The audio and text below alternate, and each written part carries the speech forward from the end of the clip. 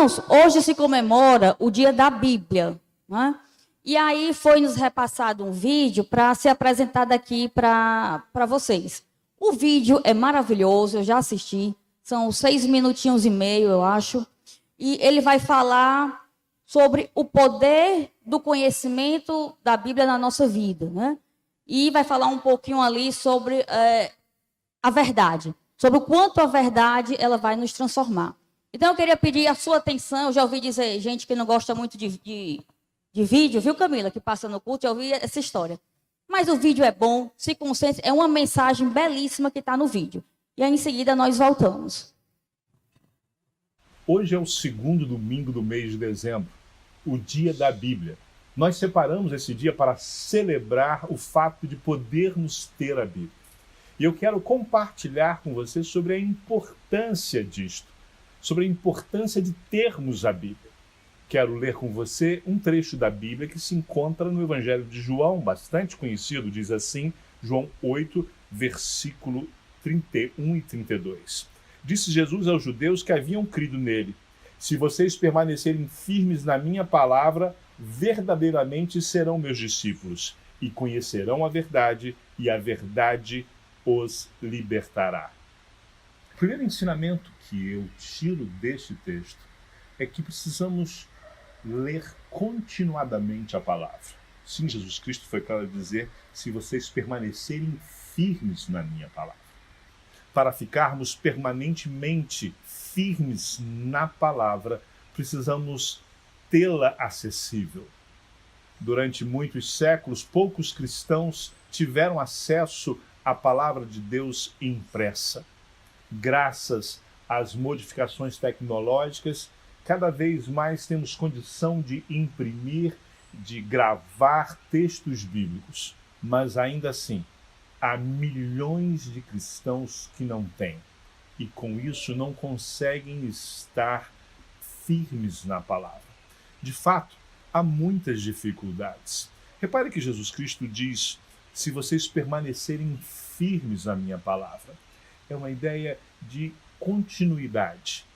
Normalmente as pessoas conhecem a Jesus Cristo através de testemunhos, através de pessoas que ensinam a palavra de Deus a elas.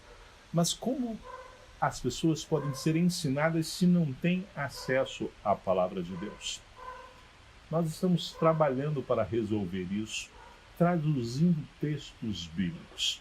Estamos fazendo isso em diversos lugares do mundo com os nossos missionários e em alianças estratégicas com outras organizações.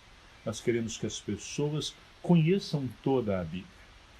É fantástico ver o que Deus tem feito nesta área.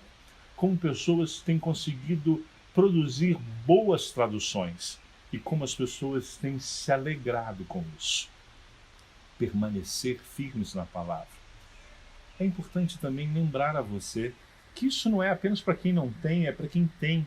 Eu e você precisamos continuadamente, no cotidiano, ler a palavra de Deus, meditar e crescer com ela. O segundo ensinamento que retiro deste texto diz respeito ao fato de que nós somos aprovados como discípulos quando estamos firmes na palavra. Veja que Jesus diz: verdadeiramente serão meus discípulos. Qual é a sua relação com a palavra de Deus? Qual é a sua relação, não com este livro, mas também com este livro? Você o lê como palavra de Deus? Você o busca como palavra de Deus? Você gasta tempo lendo, meditando? Você valoriza o que é dito? Você tenta aplicar o que aqui está escrito? Você reconhece que isto é autoridade sobre a sua vida? Todos nós precisamos fazer isso que estou dizendo, e eu sou a primeira pessoa a precisar fazer isso. Verdadeiramente somos discípulos quando permanecemos firmes na palavra.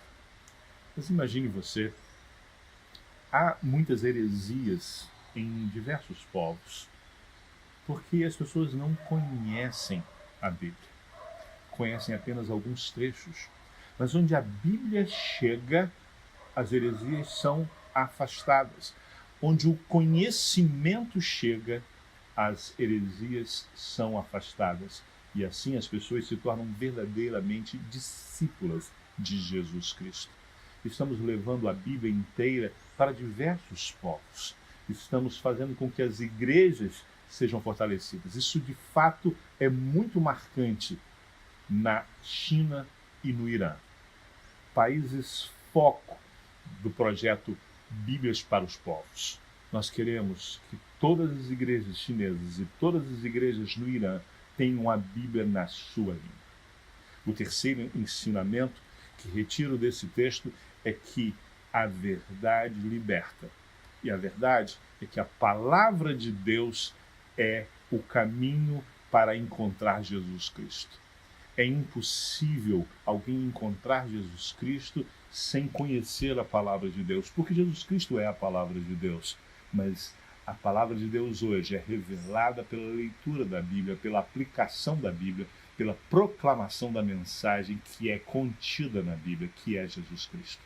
Por isso, neste domingo da Bíblia, desafio você a compartilhar este livro.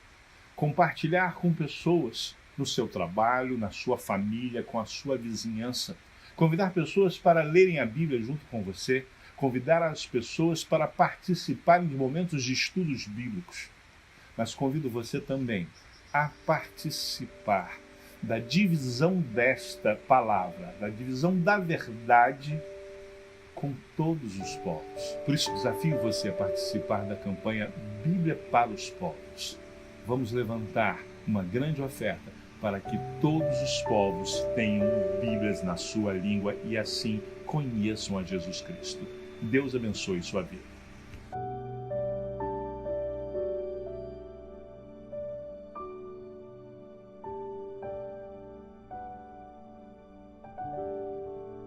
Queridos, sobre a importância da Bíblia, né? Você tem lido a Bíblia em casa? Amém. Vou perguntar de novo, porque só uma pessoa tem lido a Bíblia em casa. O negócio é sério aqui, viu? De novo, você tem lido a Bíblia em casa? Amém. Sim, melhorou a coisa, né? Queridos, temos que ler a Bíblia. A música é boa, né? Maravilhosa, a mensagem nos preenche, mas a leitura da Bíblia diária vai nos fazer ficar mais firmes nesse conhecimento, nessa palavra, na vontade de servir a Deus.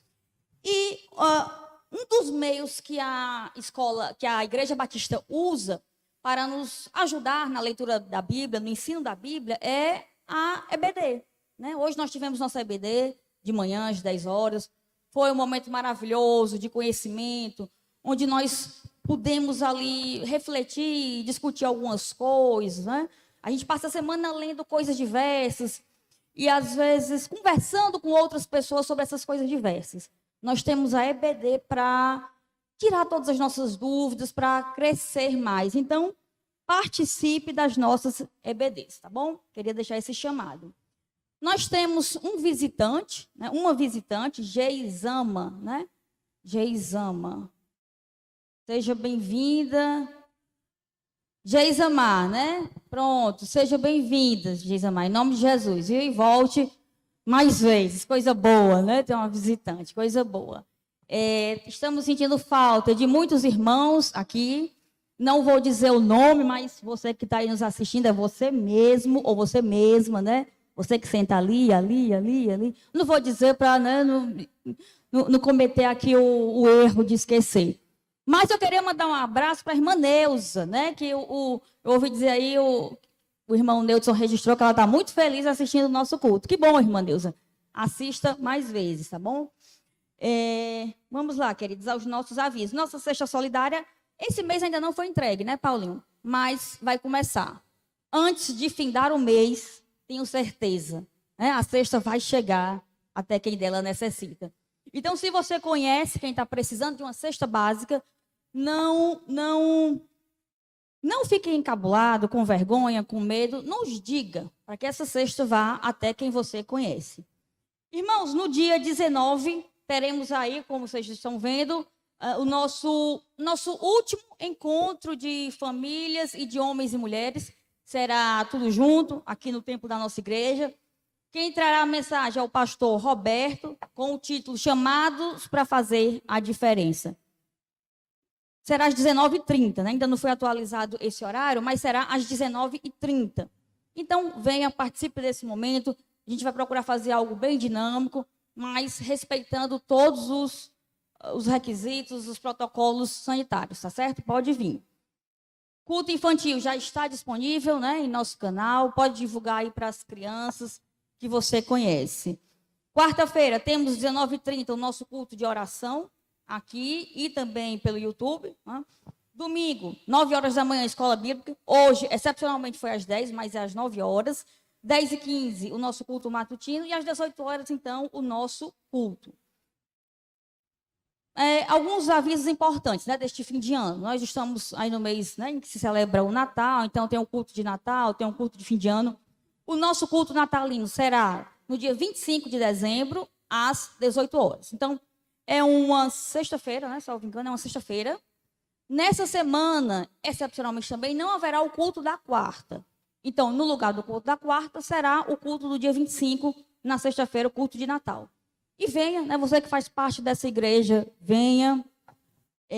Nós estaremos desenvolvendo uma programação especial, já falei aqui com algumas pessoas, e estamos precisando de mais gente, tá bom? Vou conversar aqui, quem puder ficar aqui ao final para conversar, para a gente dividir algumas tarefas, vai ser uma programação bem especial. Então, 19, me perdi aqui, porque passou, foi muito rápido. Então, 18h, 25, né, culto natalino às 18h. Agora sim, pode passar. Culto de final de ano, 30 de dezembro. Então, nosso último culto do ano, 30 de dezembro, às 19h30. É a quarta-feira, né? Não vai ser, não, venha, não vai ser um culto de oração, vai ser um culto de gratidão, um culto de fim de ano. Creio que também será feita uma programação bem especial. Obviamente que nas duas não haverá alimentos e bebidas, né? Em virtude dos decretos, então, respeitando todos os protocolos, não haverá este momento. E, por fim, e muito mais importante, né, do que todos esses avisos, é a nossa aniversariante que tivemos na semana, Ruana. Ruana 9/12. Ruana, parabéns. Que Deus abençoe sua vida imensamente. Você que deve estar nos ouvindo, o irmão Neudson, a irmã Neuza. Sua vida é muito importante para a gente, tenha certeza disso, viu?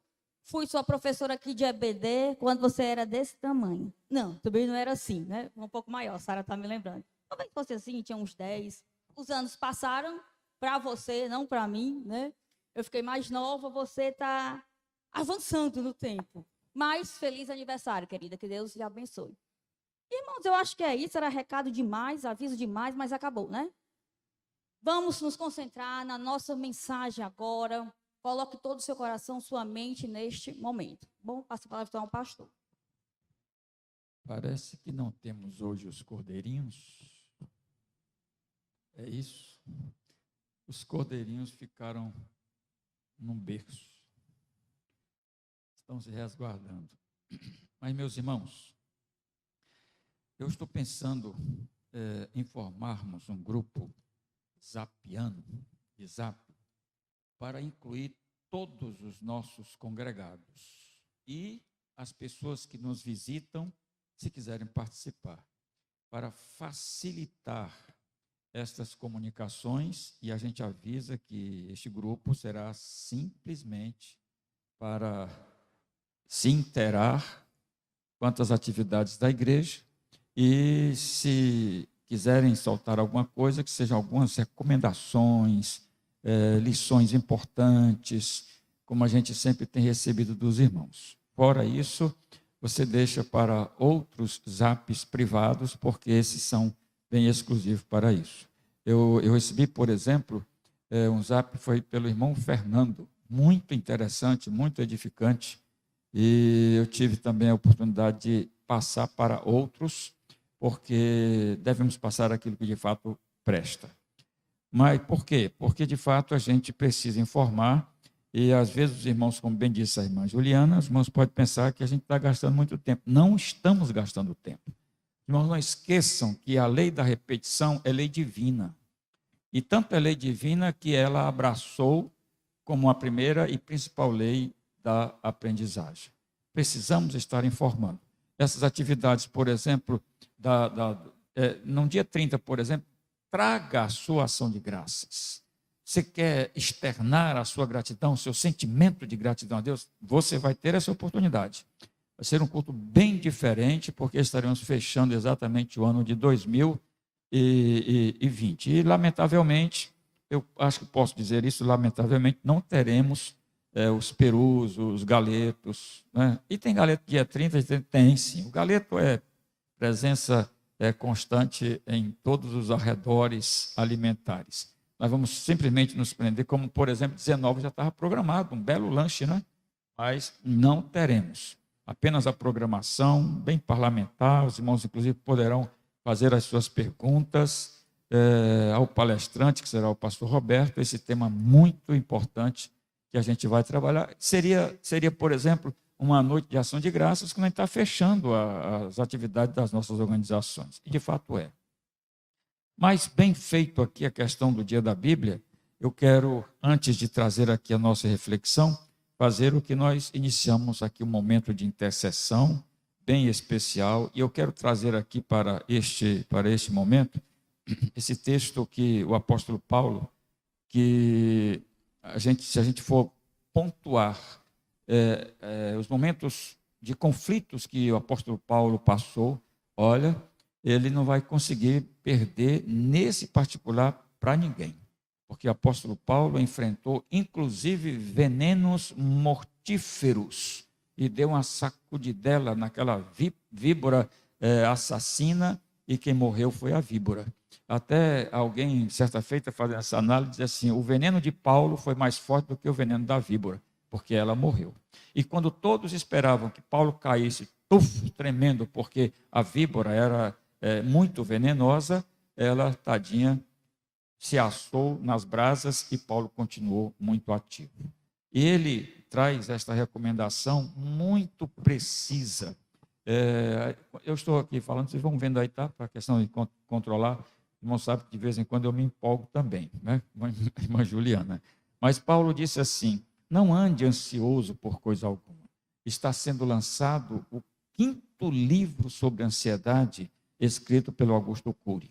Hoje eu recebi, já como já propaganda está no prelo, trabalhando essa questão da ansiedade. Está sendo a maior peste invisível, porque nem os laboratórios conseguem detectar esse vírus assassino que está tirando a paz até dos filhos de Deus, que é a ansiedade. E Paulo vem aqui e diz assim, não ande ansioso. E é muito interessante essa expressão que ele coloca aqui. Não ande ansioso por coisa alguma. Aí você pode inventar o que você quiser inventar. Escreva o que quiser escrever. Ele está dizendo que em nada você deve entrar no campo da ansiedade. A gente, quando fala assim, ansiedade, até acha que é uma palavra bonita, mas isto é uma doença quase que incurável, porque as pessoas não conseguem perceber que é problema de ansiedade. Aí vai deixando passando de soslaio, a coisa vai criando casca, vai crescendo de tal forma que não é qualquer química que vai conseguir eliminar, se não eliminar quem a tem. Fica uma vida robotizada totalmente, mas o bichinho está lá como um cancro roendo e corroendo a vida das pessoas. E, diante desta situação, é que nós abrimos esse espaço, o irmão aí pode, no silêncio da sua alma, entregue a Deus a sua dificuldade, o seu desafio, a sua ação de graças, aquilo que porventura esteja a perturbar a sua vida, ou aquilo que está fazendo o seu peito explodir de alegria. Presente a Ele, porque é Ele quem pode, e só Ele pode, ou resolver o problema, ou dar condições para que ele não tire o problema, mas dá poder para quem o tem, andar vitoriosamente até o dia daquele encontro. Estamos entrando em mais um momento de recolhimento, né? De recolhimento, e precisamos muito desse controle de Deus, e para isso precisamos entender muito bem o que é que Deus quer de nós. Quando Moisés estava entregando o bastão pelo próprio Deus, Deus escolheu dentre eles, dentre o povo dele, o substituto. Obviamente, Josué deve ter acompanhado, assistido todas aquelas lutas, aquela briga grande com o exército de Faraó. E quando Deus disse assim, vai ser você, com toda certeza ele tremeu nas bases. Aí Deus disse exatamente para ele, não tenha pavor, não se apavore, se aquiete, porque você não está só. Eu sou teu Deus e estarei contigo. Aí Josué diante disso, opa, assim, manda que a gente vai caminhar. Ele assumiu o posto, o comando daquela difícil pátria e conseguiu levá-la às vitórias que Deus já havia determinado para o seu povo. Aquietai-vos e sabei que eu sou Deus. Existe uma coisa muito interessante, é você estar com um problema, vai ao médico. O médico examina, pede exame, passa a medicação. É isso aqui que vai resolver o seu problema. A outra questão é você não tomar a medicação. Aí não toma medicação, aí a medicina não presta, o médico não presta, ninguém presta. Por quê?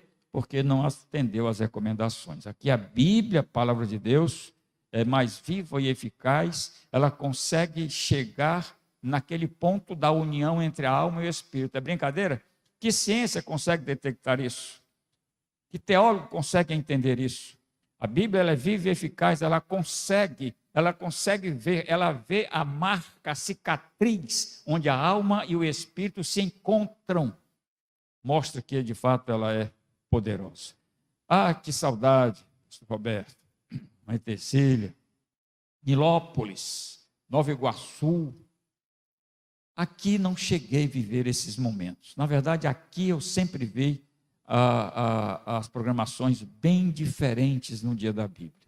Mas naquela Baixada Fluminense, pastor e irmãos, meus irmãos, olha, o povo ia para as ruas porque era crente demais nas ruas pregando o evangelho, principalmente esse domingo, o segundo domingo de dezembro, as igrejas não tinham uma programação qualquer, não. Programações para mexer com a cidade, com a rua, por quê? Porque merece, como disse aqui o pastor, ainda assim bem acanhado, a Bíblia é a Bíblia.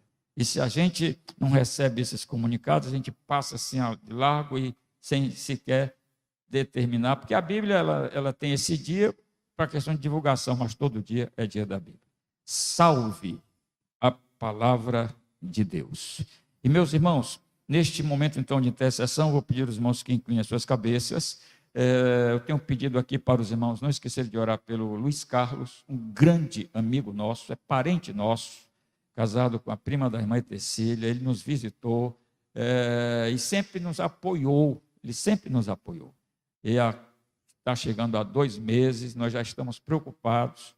Ele caiu com a cabeça no chão, e uma cirurgia muito grande na cabeça, e depois de 2 meses ele ainda não está falando, ainda vai agora passar por um processo de fisioterapia agudo, e a gente está preocupado porque ele já não é tão, tem 72 anos, né? 72 anos, um homem vibrante, e está precisando das nossas orações. A Suzana, sua esposa, é crente, frequentou muito tempo, enquanto aqui em Fortaleza esteve a igreja ali do Armando Bispo, e ela conta com as nossas orações. Luiz Carlos Reis é nosso pedido de oração. Inclinemos então as nossas cabeças, nossas frontes, pense na sua dificuldade, na sua ação de graças. Se você trouxe alguém, está ao lado desse alguém, ore por este alguém, para que Deus faça proeza, usando o que já aconteceu e o que vai acontecer no culto desta noite. Ó Deus, nós te louvamos por este momento feliz, quando na tua presença nos encontramos. O povo que aqui está, neste momento, concentrado diante da sua ação de graças, do seu desafio, da sua perturbação, da sua crise, da sua angústia ou da sua grande alegria em pertencer a ti, grande Deus, e fazer parte da tua família e se sentir já herdeiro de todas as riquezas eternais. Como nós te agradecemos por esta certeza. Mas como humanos que somos, nos prendemos a muitas coisas. As doenças, as pandemias da vida, as notícias de terror, tudo isso nos causa um certo pânico, Senhor. Mas nós queremos e te imploramos que tu mesmo seja aquele a limpar de nós essas marcas fóbicas que tão mal têm feito ao teu povo. Abençoa as tuas igrejas, os teus líderes, tuas ovelhas, teus filhos, onde quer que eles venham estar, para que jamais venham regredir, mas sempre crescer, na certeza de que a tua palavra é a verdade e nela nós temos liberdade total. Abençoa agora os momentos que vamos trabalhar aqui na tua palavra, que sejam momentos aplicados por ti, porque tu sabes que o barro que contigo fala tem todas as suas irregularidades, mas que tu operes aquilo que tu precisas operar em nosso meio, por Jesus Cristo. Amém. Bem, meus irmãos, vai sair no zap da igreja também todas essas informações aí que os irmãos precisam com relação às nossas atividades, e nós queremos muito a presença dos irmãos. Eu vou dizer uma coisa para os irmãos, pelo menos para o culto da noite, saia do seu aquartelamento, tenha medo. Não estão vendo como é que estamos aqui, nós temos todo o cuidado, mas venha. Nós estamos com um desafio muito grande, já está tudo pronto, acredito que nesta semana nossos splits serão instalados, nosso som. Estou só aguardando o projeto aqui do púlpito para apresentarmos os irmãos e entrarmos aqui na nossa reforma. Nossa igreja está passando por um crivo de reforma muito grande, porque precisa. E hoje, na nossa assembleia, o irmão Rafael apresentou uma notícia bem alvissareira. De janeiro para cá, dezembro, foi o mês que a igreja bateu o recorde de crentes dizimistas. Mas por que isso, pastor? Porque tem um crente que não dizima. Mas por que é entre ele e Deus? E o cascudo quem vai receber é ele de Deus. E sabe por que eu digo isso? Porque está escrito. 31 dizimistas bateu o recorde. Você sabe qual é o nosso alvo para dezembro? Porque a gente já vai fazer uma reforma muito grande. E estamos entrando nessa porque o dono merece, não é humano, o dono merece. E porque ele merece, a gente não pode trabalhar com o freio de mão puxado, colocando não a marcha mais veloz, mas a mais forte, que é a primeira. A primeira marcha do carro não é a mais veloz, mas é a mais forte.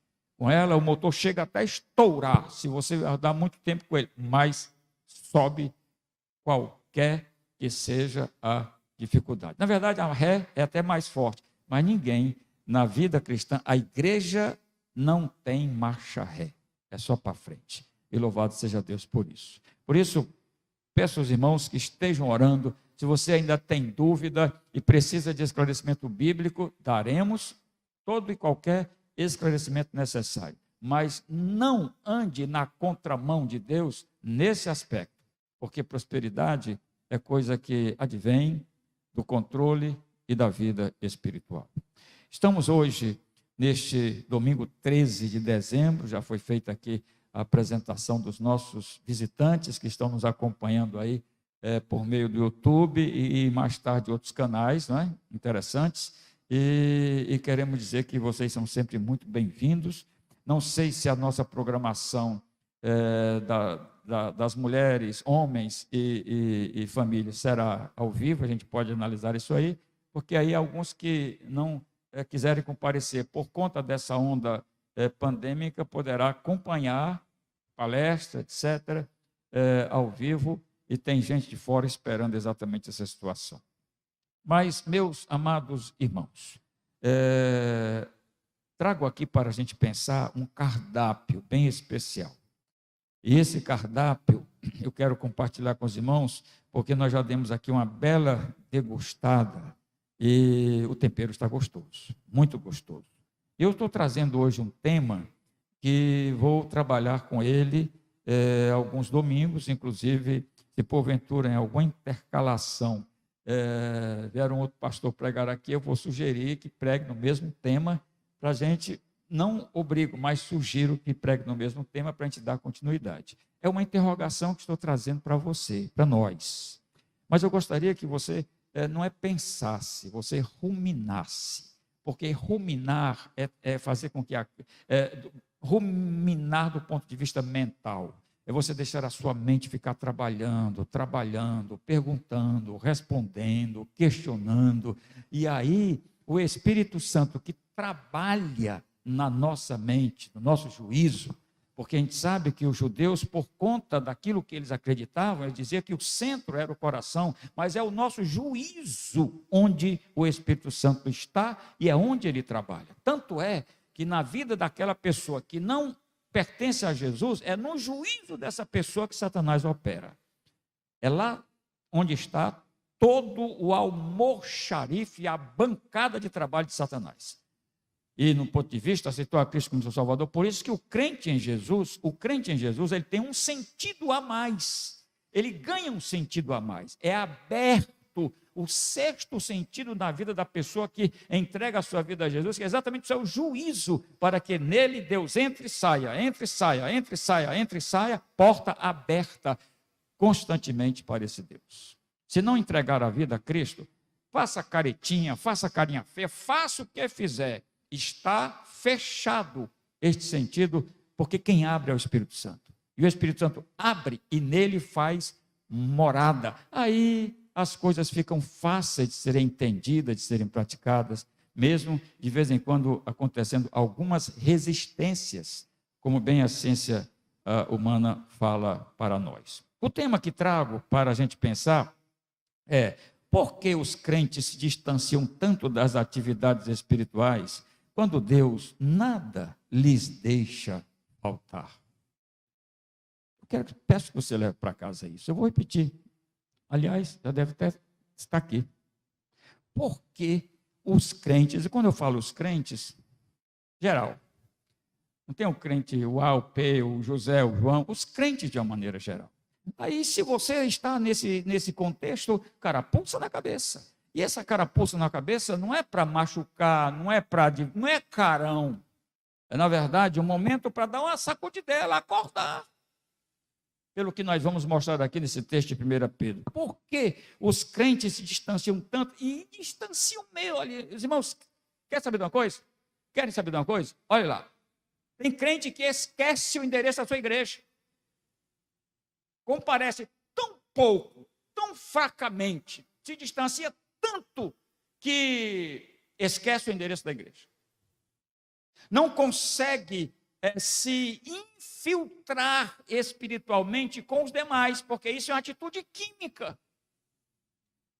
Aí, não consigo me enturmar na igreja, mas claro, é igual oxigênio, a gente sabe que existe, mas ninguém vê. Como é que vai se infiltrar?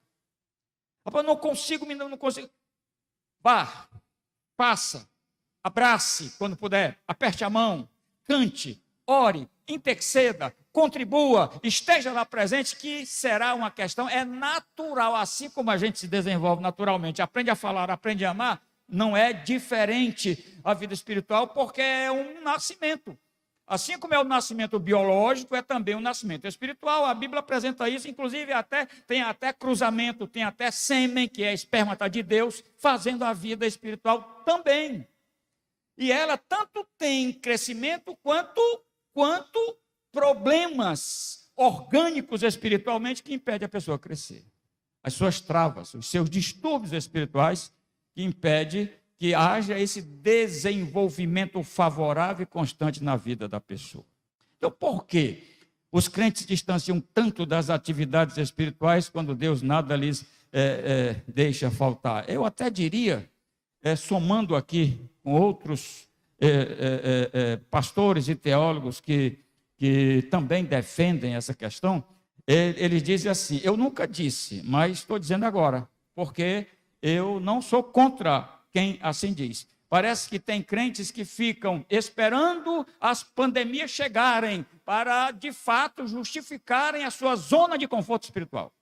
que você vai para a igreja? Como é que eu vou para a igreja? Ninguém pode abraçar, ninguém pode fazer. Como é que a gente vai? Então, como já dizia o Matuto, procurando uma desculpa amarela para justificar a sua omissão.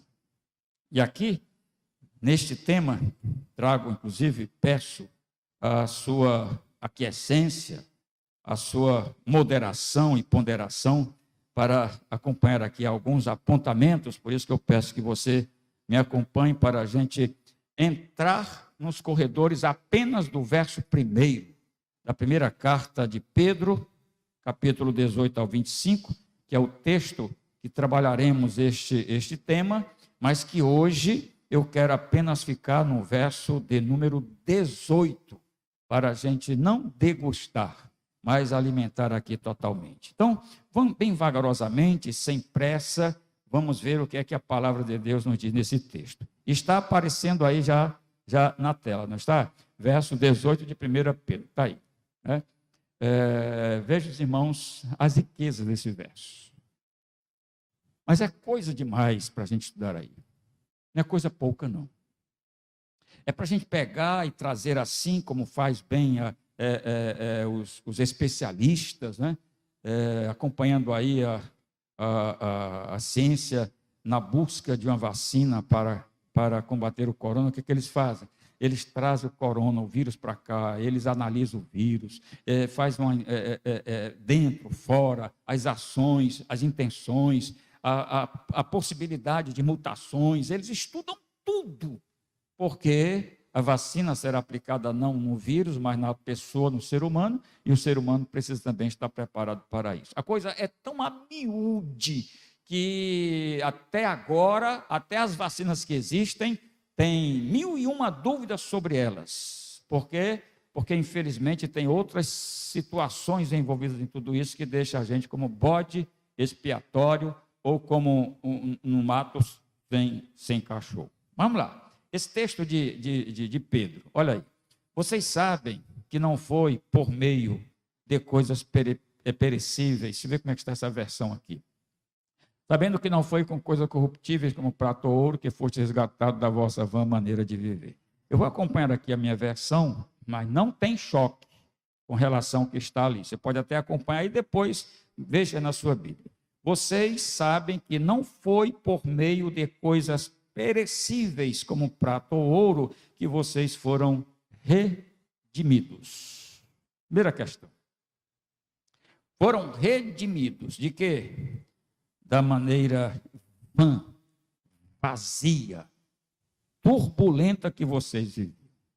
E estas coisas foram transmitidas pelos seus antepassados. Vendo como pai e mãe às vezes ensinam a coisa errada? Está vendo como as heranças familiares às vezes podem trazer perturbação futura para nós? Que o texto está dizendo. Não é porque meu pai e minha mãe que eles são donos da verdade.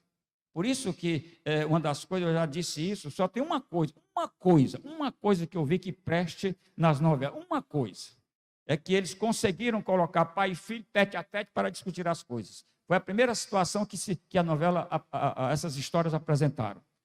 O pai tem uma ordem, o filho questiona e eles não brigam, eles se discutem. Por quê? Por que isso? Por que o senhor acha que o senhor está certo? E se o senhor for por aqui? Será que é porque eu sou filho, a minha opinião será sempre errada? Algo muito benéfico, que o diálogo independe destas situações. E aqui, o texto, vocês sabem que não foi por meio de coisas perecíveis como prata ou ouro, né? Coisas valiosas, a prata e o ouro, riquíssimas, mas são perecíveis. Você já está dizendo que não confie nisso não, porque isso sai pelas brechas dos dedos. Né? Mas que vocês foram redimidos da sua maneira vazia de viver, que foi transmitida pelos seus antepassados. Então, o passado tem que vir para o presente, analisado. Se precisa de alguma perfeição, que seja feito. Se precisa de correção, idem também. Porque não é porque foi o ancião tal, meu pai é 80, 40, 70 anos, ok. Mas ele era humano e todo humano é relativo no que diz respeito às suas afirmativas. Mas a primeira coisa que quero chamar aqui a atenção dos irmãos e dos amigos é exatamente esta primeira grande bênção na vida daquela pessoa que confessa de fato a Jesus Cristo como seu Salvador. Não é se tornar membro de igreja, A gente parte do princípio que se tornou membro de igreja porque entregou a sua vida a Cristo. E como nós não podemos e nem devemos fazer julgamentos, a gente faz assim uma análise em linhas gerais e todos aceitaram a Cristo como seu Salvador. Como nós não podemos falar por todos, porque isso é uma experiência pessoal, absolutamente pessoal, a gente faz a análise geral, mas cada um precisa ter a sua convicção, a sua certeza. Então, a primeira grande lição aqui é remissão dos seus pecados. Você sabe o que é que significa remissão dos seus pecados? Aí ontem, já bem tarde, a gente vai nos dicionários, mas Bíblia não se busca sentido nos dicionários comuns, não faça isso, porque você poderá estar entrando numa fria interpretativa. A Bíblia, ela vem, principalmente no Novo Testamento, da mais perfeita língua, que é o grego. Por que eu digo perfeita? Não tem falha, o grego não tem falha. A interpretação do grego, de acordo etimologicamente com a língua, não tem falha. Aí, remido, muito embora vários textos, aí fui matar a saudade do meu velho Novo Testamento grego. Anos atrás, aí, estudando quase que ele debaixo do braço, estudando o grego com a grande doutora Wanda, minha professora de grego no seminário onde terminei no Rio de Janeiro. Toda segunda-feira, inclusive ela era juíza, a segunda-feira dela era folga, e ela dizia assim: quem quiser estudar segunda-feira, eu estou aqui de plantão. Gente, e eu era um dos alunos. Nós estudamos quase que Romano todos, acompanhado de 8 versões, fazendo a tradução etimológica. Irmãos, quanta diferença quando você vai trazer para... Porque aqui é literária, lá a gente fazia literal. Quanta diferença. E lá no meu Novo Testamento encontrei a palavra lutrou, que é a palavra redimir.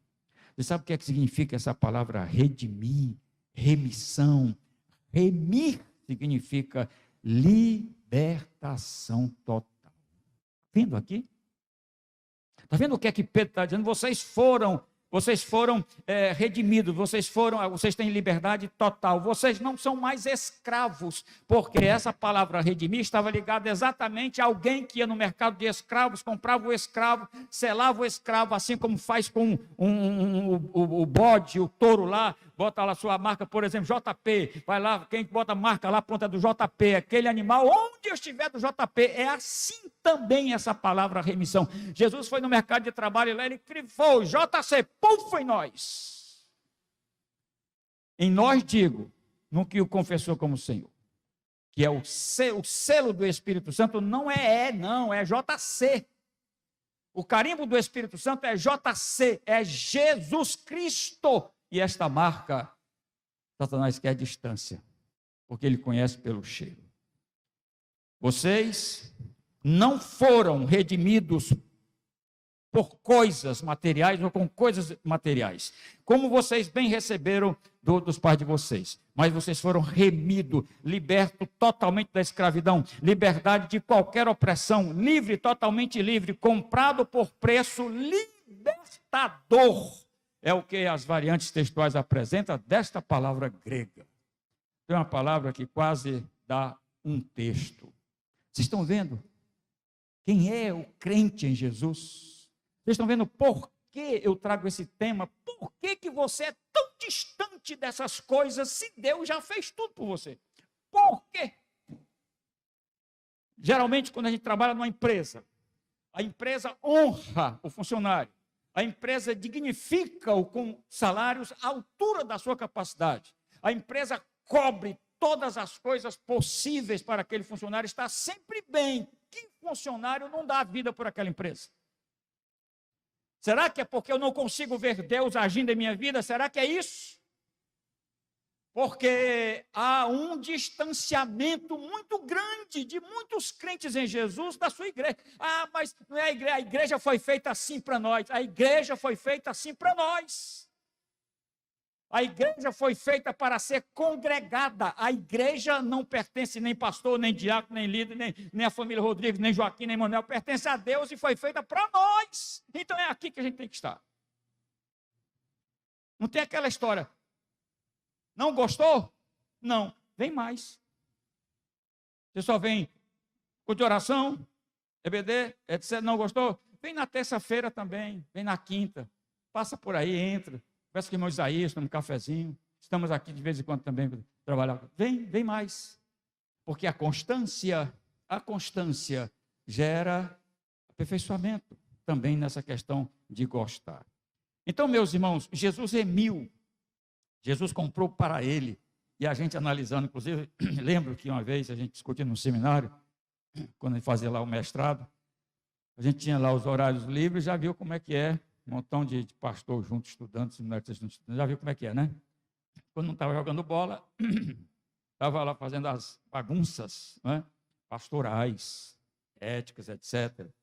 E ali naquele momento, eu me lembro que um disse assim, rapaz, esse Jesus tem muita coragem. Porque ele ficava pensando assim, rapaz, fulano, aquela pessoa... Jesus tem muita coragem, ele conseguiu comprar aquela peça para ele. Se ele souber que aquilo vai ser uma pedra num sapato, claro, fazendo os gracejos, né? Porque ele comprou. Você sabe quem é o dono do Paulinho hoje, JP? Não é a Camila, nem os pais dele e nem ele. Ele foi comprado. Ele tem a marca JC na alma dele. O grande problema... não é referindo aqui a ele, me permita aqui o seu nome, o grande problema é a gente conseguir detectar. Por isso que grande parte dos dons do Espírito Santo, que nós não procuramos conhecê-los nem dominá-los, é o da percepção. Existe o dom da perceber quem é e o que é uma virtude de Deus. Para a gente chegar, de fato, porque nós nos preocupamos, nós focamos muito fora de nós. A quem? E eu tiro aqui um exemplo para mim mesmo. Não sei se falei aqui para os irmãos. Eu fui uma vez à Convenção Batista lá em Londrina. E de lá, caravana para Paraguai. Aquele centro comercial ali. E na época eu comprei 6 camisas de seda italiana, bem baratinha, você passava, chega, balançava. E aquilo rende, não é brincadeira. Eu tive que, inclusive eu dei de presente porque ficava lá e eu fui realizar a compra do terreno da Igreja Batista de Nova Metrópole, que era um bar.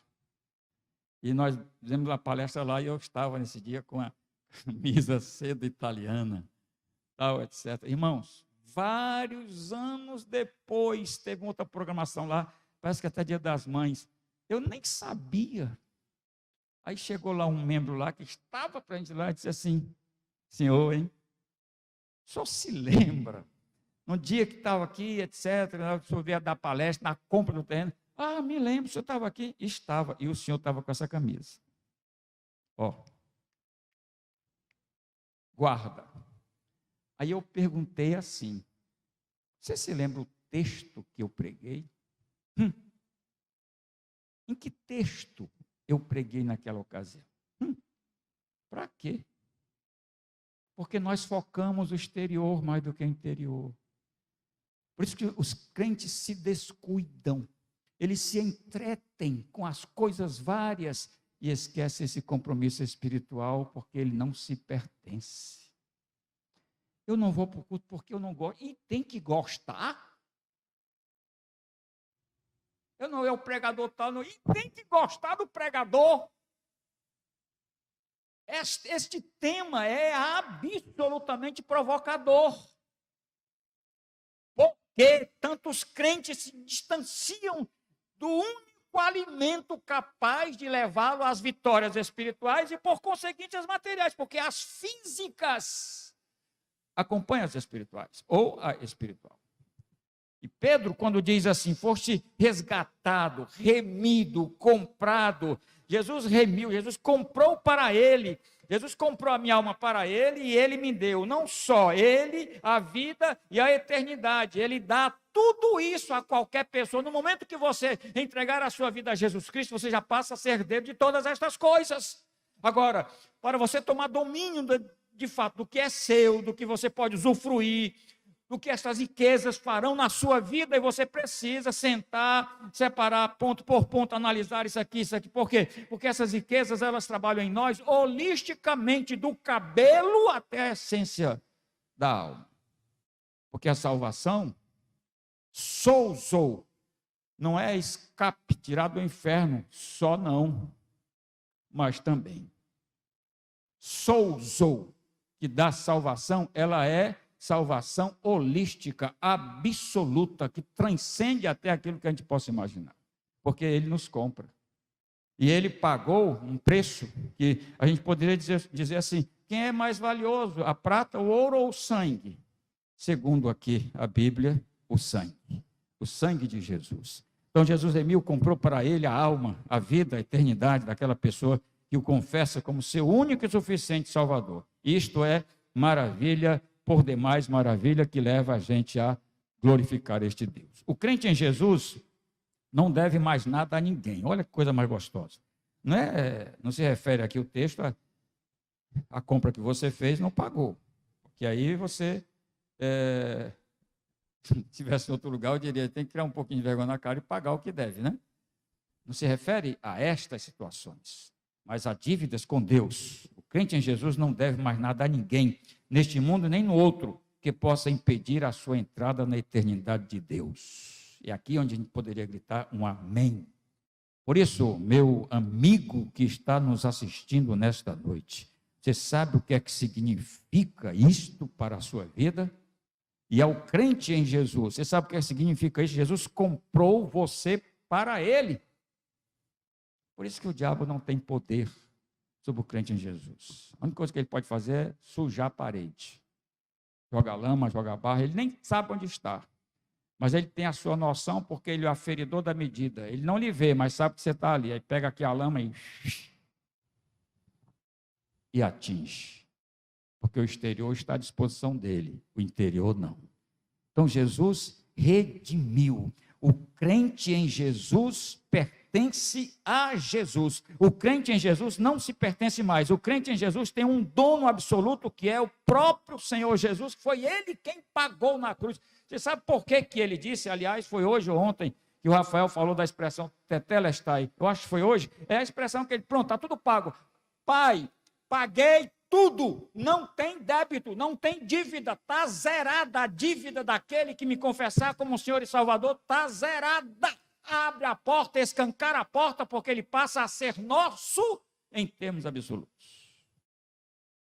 Não foi com prata e com ouro, porque estas coisas, já disse, tem sabão, escorrega, mas com este precioso sangue. A pessoa que confessa Jesus como único e suficiente Salvador nunca mais deixa de ser de Jesus. Por isso, se você, por exemplo, alimenta essa ideia de que você perca a salvação, ok, fica alimentando essa história de perca a salvação e aceite a Cristo como seu Salvador, que você vai ver que muda.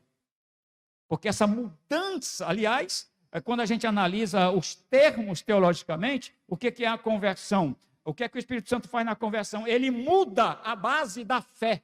Ele muda a base da essência espiritual. Ele não muda a cabeça. Ele não diz que agora você tem que andar assim, vestido assim, a roupa tem que ser assim, cabelo tem que ser assim, sapato tem que ser assim. Não é, essas coisas para ele são secundárias. O Espírito muda a base da fé. E o que é base? A gente sabe que é sobre a base que se constrói o edifício todo, o prédio todo. Por isso, a pessoa, repito, que confessa Jesus como único e suficiente Salvador, nunca mais deixa de ser de Jesus. Não perca esta oportunidade, porque amanhã pode ser muito tarde, hoje Cristo te quer libertar. Tem essência bíblica? Tem, mas isso é parte de uma estrofe de um hino. Jesus, na cruz do Calvário, liquidou a fatura, liquidou tudo. E é por isso que a Bíblia em Romanos diz assim, olhem bem, tá? Olhem bem. Diz assim, permite permissão aqui a nossa querida juíza, doutora irmã em Cristo, Juliana. Por-te justificado. Essa expressão justificado. Ele já foi levado à presença do advogado, do juiz, e lá ele recebeu o diploma de justificado. E a gente fica jogando praga nos crentes. E a gente fica levantando senões e mais senões. Justificado. Por quê? Porque, Senhor, ele foi justificado naquele preço que transcende a prata e o ouro no sangue de Jesus. Justificado é o ato de ser justo. Jesus nos fez justos aos olhos de Deus. Deus olha para nós e vê justificado, porque ele não me vê. Ele vê Cristo em mim. As pessoas conseguem me ver e as minhas falhas e os meus defeitos não conseguem ver Cristo em mim. Por isso que falta percepção. Por isso que existe desmotivação. Por isso que existe uma certa ojeriza a vida da igreja. Por isso que acha cansativo a vida da igreja. Por isso que acha enjoativo a vida de igreja. Por isso que às vezes desenvolve uma cultura, quase que um vício pelas atividades da igreja, sem de fato estar presente em essência nessas atividades. Eu acho que daqui só Etercílio e irmão Assis conhece quem eu vou citar aqui. Eu acho. Pastor Maltos Moreira, que pastoreou muito tempo a igreja que fica na rua Deus e Mar, Igreja Batista Josué, lá no Pirambu. Pastor Maltos, olha, você tinha que tomar um café muito forte para assistir o sermão dele, porque era demorado e bem lentamente. Um dia ele foi pregar na minha igreja. Sempre tive uma apreciação muito grande por ele. E eu vou dizer por quê. Porque o pessoal dizia, vixe, quem vai pregar lá é o Maltos. Vixe, já chegava pré-armado, já olhando para o relógio e tal. Onde eu vou ver isso aqui? Foi na Igreja Batista, eu não me lembro se foi Carlito ou Henrique Jorge, foi numa igreja dessa. E, de fato, manso. Ele era tão manso que ele fazia assim, ó, manso. Até voltar, era do prelúdio ao pós-lúdio. E ele começou a pregar, me lembro, em Hebreus. E eu vou ver agora. E ele começou, viu, irmã? Começou. Ele foi fazendo exegese funda, pastor, exegese funda.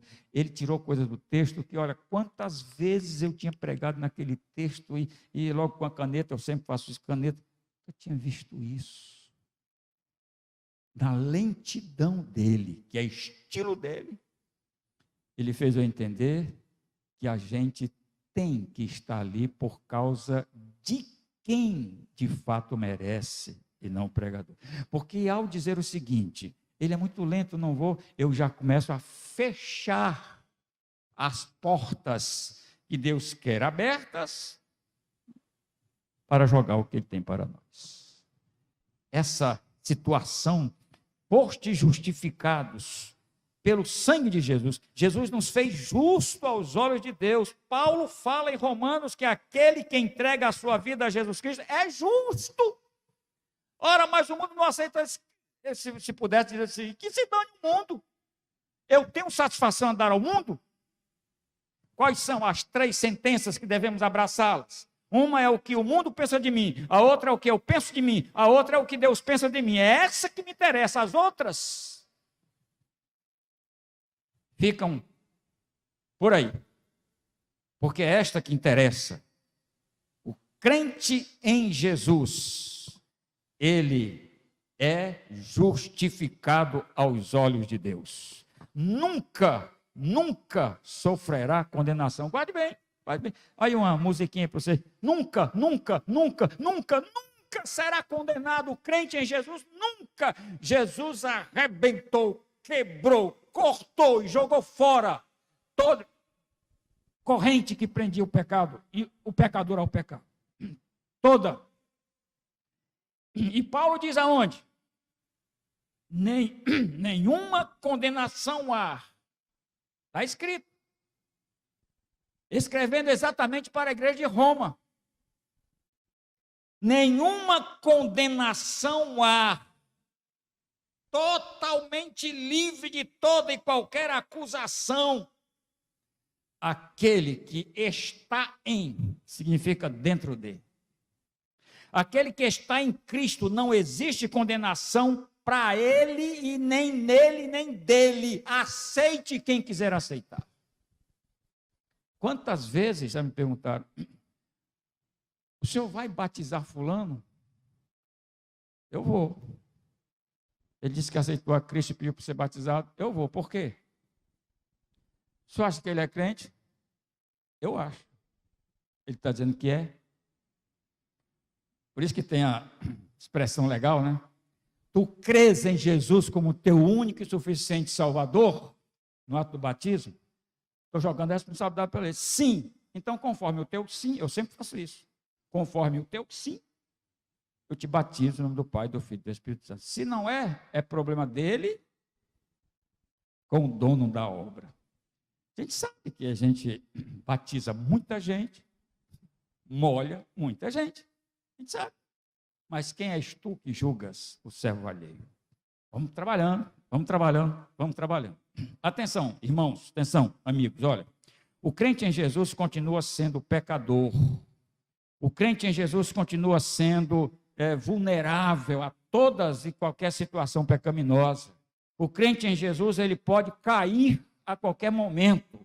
Mas mesmo sendo pecador, ele é livre, salvo, lavado, justificado e santificado em Jesus. Aceite se quiser aceitar. Eu aceito, porque é a Bíblia que diz isso. É o que Pedro está dizendo aqui. O que é que você quer mais? Agora falando aqui, os visitantes peguem carona, tá? Aqui é assim, o crente pegando carona na palavra que a gente dá para o visitante pegando carona na palavra que a gente endereça para os crentes. Primeiro, o que é que você quer mais para ser um membro da igreja ativo? Ativo. O que é que você quer mais? Eu vou dizer uma coisa para você, viu? Não tem mais. Não tem.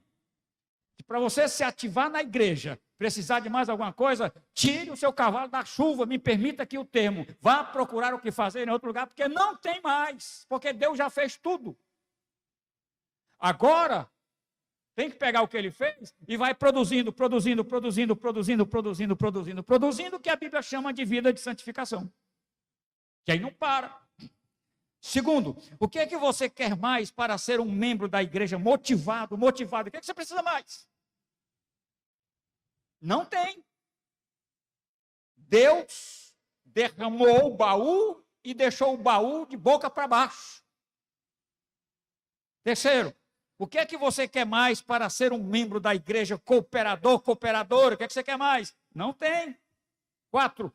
Do que você, crente em Jesus, precisa para ser um membro ativo na igreja deste Jesus, que fez tudo por você, para você. O que é que você quer mais? Eu vou dizer o que é que você quer mais. Peia. Você quer peia. Está precisando de peia. Nós, mais das antigas, né? Eu não tive pai, mas tive mãe. Minha mãe, ela dizia, no dia que eu acordo com o cabelo na testa, e eu era o primeiro a apanhar, o caçula, o mais danado, o mais traquino, o mais que tal, etc, etc. Mas já vi muita gente dizer o seguinte, olha, meu pai, quando ele fazia, onde ele estava, ele só olhava e segurava o olhar. Alguns diziam o seguinte, inclusive aquele Paulo Oliveira dizia assim, que eu já consegui fazer xixi na calça. Meu pai olhando para mim, porque eu sabia que eu ia apanhar, e apanhava mesmo. Me aguarde. Peia. Porque esta é a situação. Em 2 Coríntios, no capítulo 2, versículo 15, olha aqui. 2 Coríntios, capítulo 2, versículo 15. Olha aqui, viu, senhores crentes? Olha aqui, viu, amigo? Porque para Deus, nós em Cristo somos o perfume de Cristo. Por isso que Deus não se ojeriza de nós. Por isso que Deus não nos rejeita. Por isso que Deus sabe onde está aquele que foi lavado e comprado pelo sangue de Jesus, porque Deus sente o cheiro, o aroma de Cristo. Olha, essa palavra, por exemplo, no grego é euodia.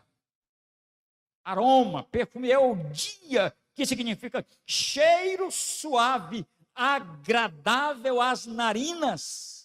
Então, Paulo está dizendo que nós, crentes em Jesus, somos o cheiro que Deus quer cheirar. Como não se envolver num trabalho desse? Como não cooperar num trabalho desse? Como, com alegria da sua renda, o primeiro a sair seja exatamente aquele que Deus determina. Como não fazer isso, gente? Falta de percepção do que de fato seja. Aroma de Cristo, a mais rica e a mais linda deste mundo. Entre os que estão sendo salvos, porque o texto, olha, nós somos o perfume de Cristo. Aí veja bem, viu? Eu acho que esse texto está aí, tá? É 2 Coríntios, capítulo 2, verso 15. Olha aqui, quanto eles botam ali. Para Deus nós somos o perfume de Cristo entre os que estão sendo salvos. Salvos. Está vendo, crente? Quando a gente olhar assim para o Fernando, se eu for analisar o Fernando, a estrutura do Fernando, com hernia de disco e tudo, eu vou descobrir uma série de irregularidades nele, como ele vai descobrir em mim. Mas olhar para o Fernando, permita que está, Fernando. Ver Cristo nele, porque ele não pertence mais a ele, nem a ele, nem a esposa dele, pertence a Cristo. Ele tem a marca de Cristo. Por isso que a Bíblia diz que o coração alegre aformoseia o rosto. Por quê? Porque o crente em Jesus, ele tem Cristo. E há essa formosura externa. Por isso que esse texto de Coríntios, por exemplo, nós somos o cheiro de Cristo para Deus. Nós que nos salvamos, e tem mais, e mesmo para com os que estão perecendo. Olha aqui, viu, irmãos, viu? Tem gente perecendo, viu? Essa história de que todo mundo vai para o céu, vai não. Olha aqui o texto, ó. Os que estão sendo salvos e os que estão se perdendo. Então tem gente se perdendo e muita gente se perdendo. Essa campanha da Junta de Missões Mundiais, eu acho que a gente deve, no dia 10 de janeiro, a gente vai conversar sobre isso. Vamos para o mundo, não precisa para o mundo, vamos ter aqui. As nossas campanhas evangelísticas que virão, as nossas manifestações sociais, é só cesta básica, é só arroz e feijão? Não. Quantas pessoas aqui próximas da igreja não têm Bíblia em casa? Se vai ler ou não, é com ela. Nós não temos que forçar ninguém a aceitar a Cristo, nós temos que pregar. Deixa Deus agir. Veja que beleza. Por que os crentes se distanciam tanto das atividades espirituais quando Deus nada lhes deixa faltar? Como é que o crente tem coragem de negligenciar a sua vida cristã? Como é que o crente tem coragem de negligenciar a igreja do Senhor e Salvador, que fez tudo e faz por ele e fará? Como é que o crente tem coragem de não se entregar sem reserva a este Senhor, que foi ao mercado dos escravos, onde estava ali o dono dos escravos, chamado Satanás, diabo, ou qualquer outro nome que você queira dar? Estava ali com as correntes, ele foi lá e arrebentou e arrancou das mãos deste proprietário mau a alma que agora pertence a ele. Eu vou tentar responder isso para os irmãos, vou terminar aqui com essa história que eu ouvi deste homem aqui. Faz tanto tempo, eu tenho um caderno, eu trouxe agora para a minha mesa lá. Não sei se os irmãos já viram, existem uns livros chamados, quase uma coleção, As Anotações de Moody, de Dwight D.L. Moody. O que Moody fazia? Moody, a Bíblia dele, ele colava uma folha de papel na página da Bíblia. Sim. ficava a Bíblia e um caderno. Cada folha da Bíblia tinha uma folha, e ele ia lendo a Bíblia e ia fazendo as suas anotações. A Bíblia fez as suas anotações, verso por verso, livro por livro. Morreu. A família fez o quê? Pegou todas essas anotações e pagou lá, não sei quem, e hoje são os livros, as anotações de Moody. Esse caderno meu, por exemplo, ele é fruto das minhas anotações. E nesse Congresso Mundial de Evangelismo, o orador oficial Jack Stanton, um dos maiores conferencistas norte-americanos daquela época, eu pastoreava ainda lá no Rio, ele trouxe uma história tão interessante que eu quero terminar aqui compartilhando com os irmãos e com os amigos, tá?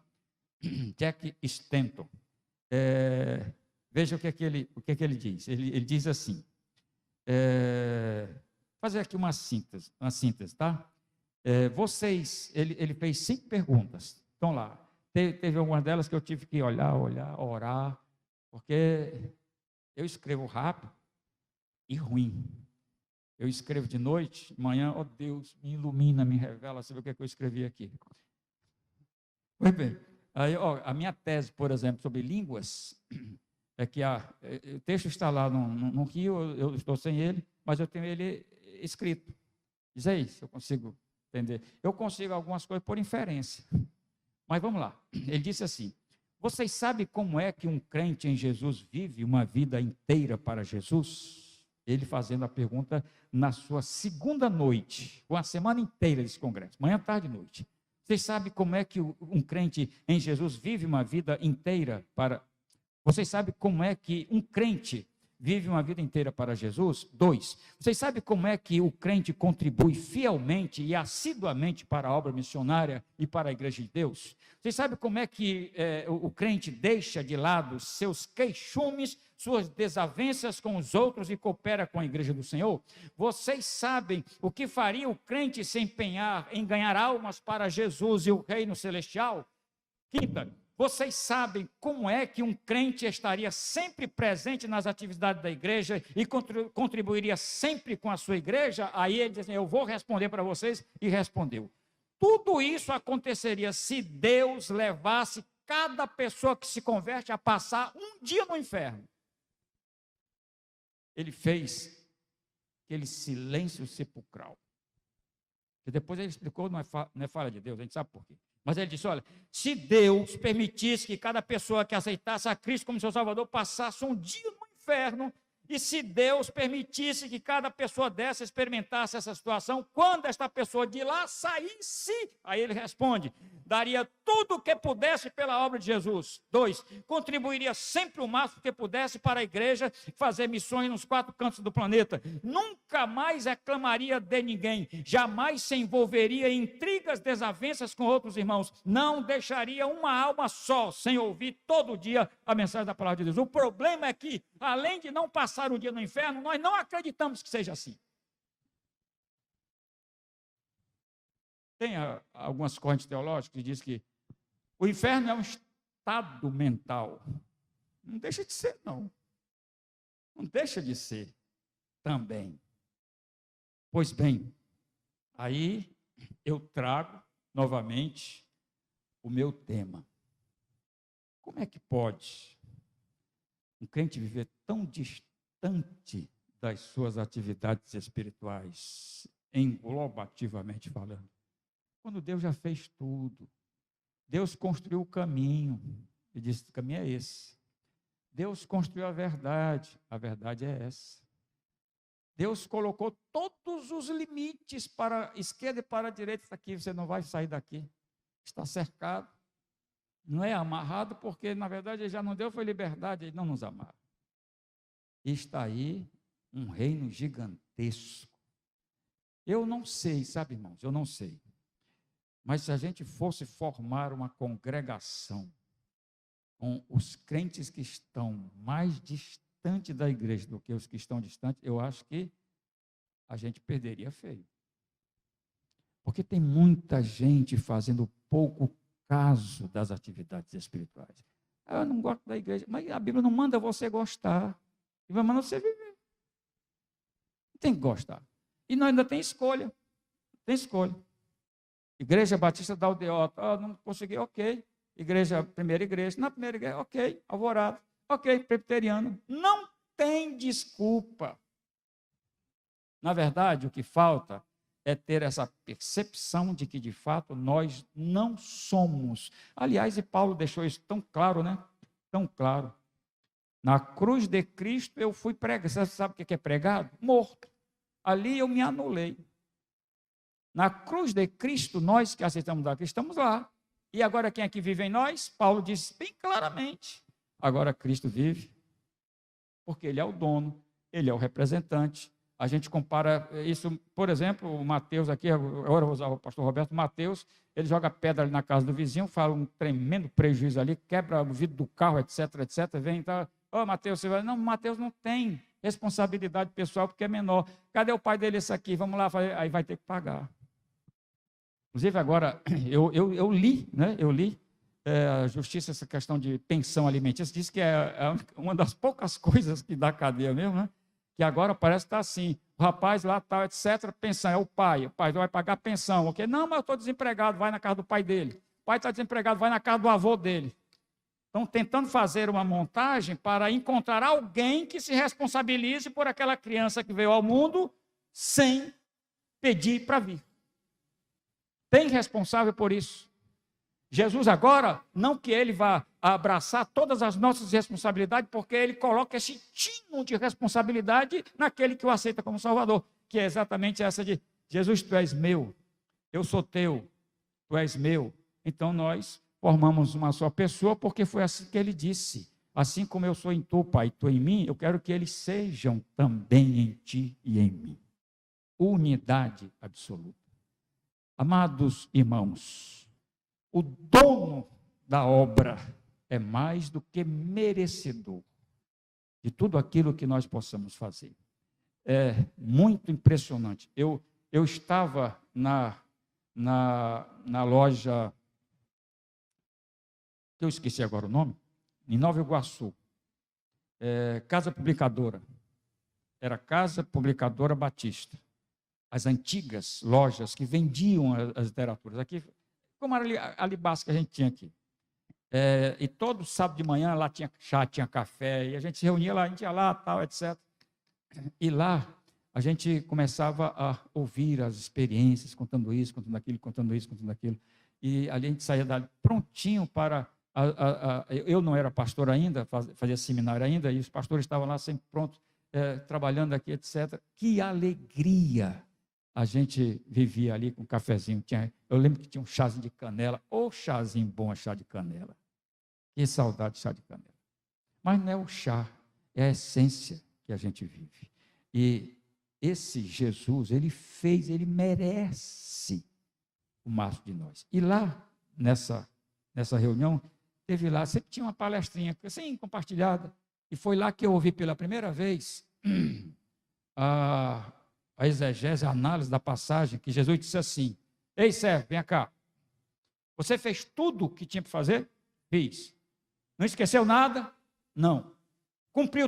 Cumpri. Tem certeza? Não, Senhor, eu fiz tudo. Aí ele pegava o certificado, está aqui. Certificado. Aí ele, mas inútil, Senhor, inútil. Sim, inútil. Se você quiser trocar o inútil pelo útil, você tem que fazer além que você tem para fazer. Isso está escrito assim mesmo, tá? Quando você fizer tudo quanto Deus manda você fazer, parabéns, você é inútil. Porque você tem que ir um pouco além para receber o certificado de utilidade. E mesmo diante disso, a gente cruza os braços, estou fazendo demais, eu estou indo muito para a igreja, quarta-feira, eu estou fazendo demais. Eu não vejo os outros, aí quer se medir negativamente. Eu não vejo os outros, porque eu é que tenho que ir. Porque você foi comprado por preço justificador, purificador, motivador para exercer a sua função e missão sem se preocupar com os outros. Porque talvez os outros não estão vindo, porque você não vem arrastar para o reino de Deus. Antes da oração final, deixe-me fazer aqui uma pequena pergunta, possa ser que tenha. Porventura alguém aqui está e ainda não entregou a sua vida a Jesus, confessando-o como seu único e suficiente Salvador. Quer fazer isso agora? Vem aqui à frente. Mesmo tendo os cuidados de apertar a mão, eu quero, em nome de Jesus, apertar a tua mão e não tem corona que atrapalhe. Tem alguém que quer agora entregar a sua vida a Jesus? Pode vir à frente. Eu ainda vou apertar com a mão esquerda, que diz que é a mão do coração, né? Alguém? Se não há, uma coisa que eu não gosto opa, olha aí, olha aí, olha aí. Deixa eu perguntar aqui à igreja, nesse momento está vindo uma pessoa, uma alma, entregando a vida a Jesus. Se perguntar aqui, você sabe o que está acontecendo agora no céu? Igreja, o que está acontecendo agora no céu? Os anjos estão fazendo uma festa no céu. A Bíblia diz assim, ó, quando uma pessoa na terra entrega a vida a Jesus, os anjos fazem festa no céu. E lá tem abraço, lá tem beijo, lá tem tudo. Lá não tem esse negócio. No céu não entra pecado, não entra pandemia, não entra tristeza nem dor. Como é o seu nome? Olívia. Deus abençoe a sua vida. Agora tem a marca da promessa, a marca de Jesus. Eu queria convidar a igreja para ficar em pé, para nós orarmos agradecendo a Deus por esta grande vitória em Cristo. Ó Deus, nós estamos neste momento felizes, Senhor. Primeiro porque pertencemos a Ti, por direito de criação, de redenção, e nós já fomos comprados pelo sangue de Jesus e nós pertencemos a Ti. Obrigado, Senhor, por este momento de louvor, de adoração, de compartilhamento, e agora, Senhor, esta alegria de ver agora tua filha aqui na tua presença, dizendo que entrega a vida a Jesus. Senhor, não só recebe, protege a sua vida, cerca dos teus cuidados, pois sabemos que as dúvidas poderão aparecer, as tentações poderão aparecer, mas agora ela está guardada pelo teu poder. Segura ela e toda a sua família nas tuas mãos e que por meio dela muitos outros parentes venham a Jesus Cristo. No nome de quem nós oramos. Amém. Se sinta membro da Igreja Batista da Aldeota, abraçada, e agora oração constante por mais esta irmã em Cristo. Amém? Pode voltar. Isso. E vamos fazer aqui araonicamente, que o Senhor nos abençoe e nos guarde, Ele com a sua forte mão esteja sempre sobre nós, nos conduzindo para o centro da sua perfeita vontade. Boa noite, quarta-feira às 19h30, aqui na igreja, adorando, estudando a Bíblia e compartilhando com os irmãos. Um abraço a todos. Vai tirar a foto? Vai.